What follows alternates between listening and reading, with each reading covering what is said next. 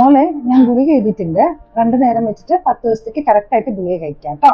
ഫാർമസിയിൽ പോയിട്ട് വാങ്ങാം. എന്തെങ്കിലും കുഴപ്പമുണ്ടെങ്കിൽ വരും കേട്ടോ. ശരി, ഇതാട്ടോ.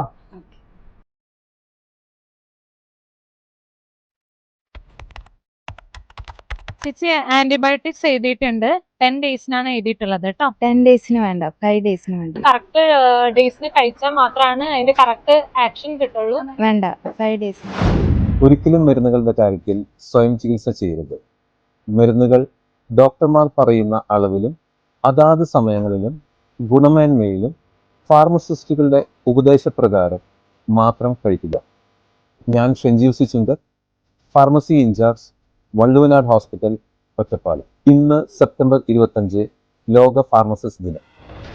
ഈ വർഷത്തെ ചിന്താവിഷയം ആരോഗ്യം ചിന്തിക്കൂ, ഫാർമസിസ്റ്റിനെ കുറിച്ച് ചിന്തിക്കൂ. ഫാർമസിസ്റ്റ് മരുന്നിൻ്റെ ഉപദേഷ്ടാവാണ്. മരുന്നിൻ്റെ പാർശ്വഫലങ്ങളെക്കുറിച്ച് ബോധവൽക്കരിക്കുന്നു. അതോടൊപ്പം തന്നെ നിങ്ങളുടെ ആരോഗ്യത്തെ കാത്തു സംരക്ഷിക്കുന്നു. ആരോഗ്യകരമായ നാളേക്കായി നമുക്ക് കൈകോർക്കാം. ഏവർക്കും ലോക ഫാർമസിസ്റ്റ് ദിനാശംസകൾ.